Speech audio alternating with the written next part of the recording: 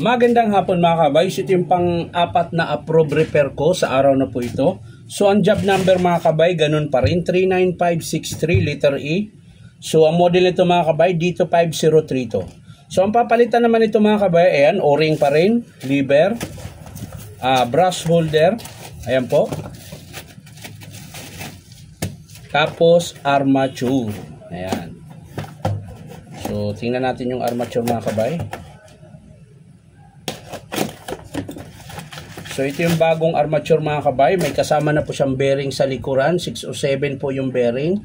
Sa mga gustong malaman kung anong number dito, 607. Sa harap naman mga kabay ay 608. Ayan. So yan po yung ikakabit natin dito sa ating approve repair. Ayan. So tara mga kabay, samahan nyo po ko, kakabit natin. So ayan mga kabay, nabuksan ko na po yung kanyang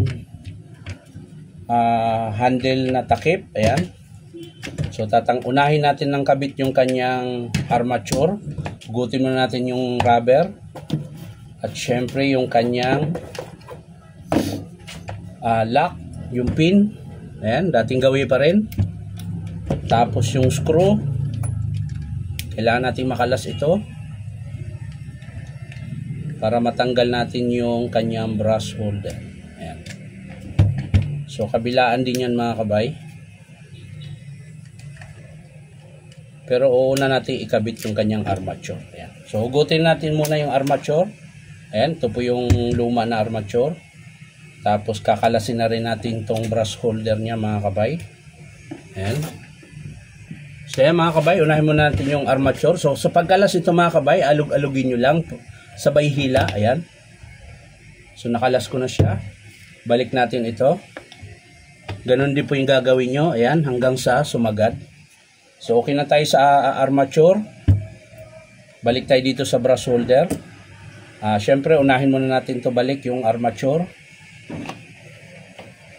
para maganda yung pagkabit natin mamaya. Ayan. Syempre higpitan na natin yung screw.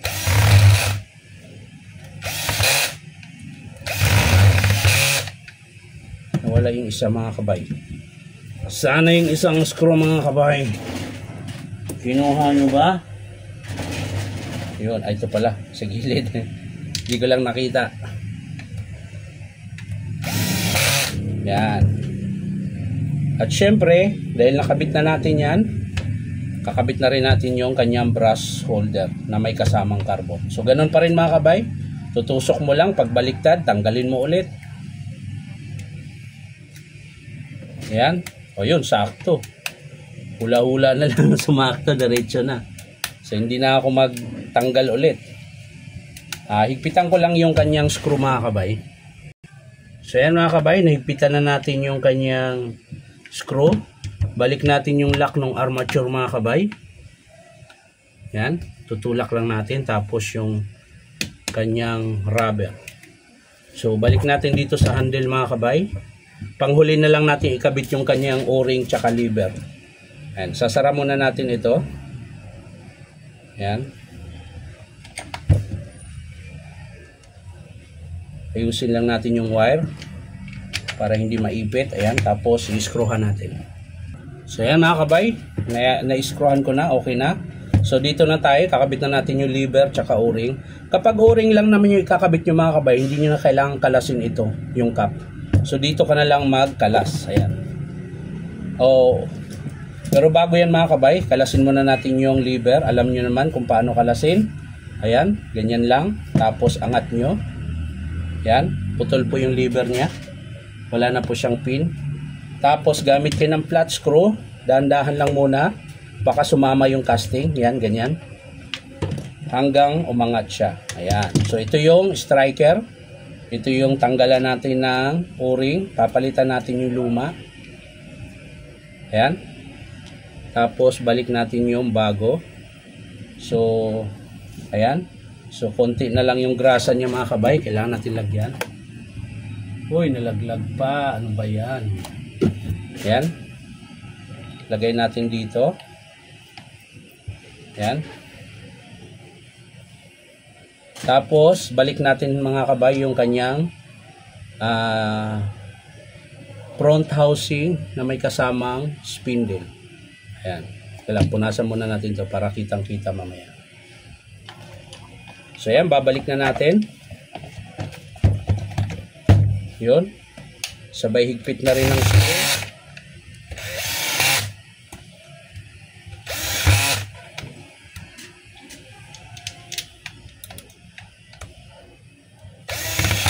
Yan. So ang last natin ikabit mga kabay, yung kanyang lever. So yan, ito nagalaw na. So kailangan natin ilagay sa sintro. So kung paano mo kinabit mga kabay, ganun din yung posisyon. Kung paano mo siya tinanggal, ganun din yung posisyon. Yan. Tapos didiinan mo lang. Yan. Tapos pag tumunog, sabay angat sa taas. Yan. Yan. So testing na natin mga kabay kung gagana.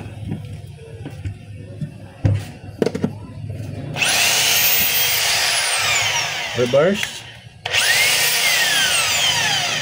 forward, tapos hammer. Lagyan natin ng bala para malaman talaga natin kung gumagana.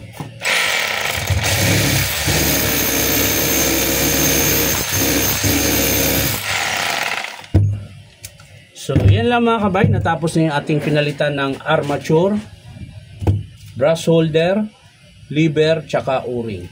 So yan lang mga kabay, maraming salamat sa panunood at palike and share na rin po. At syempre po, baka naman pwede makangi sa inyo isang subscribe dito po sa aking YouTube account na Inom Tabay. So maraming salamat ulit. Bye bye.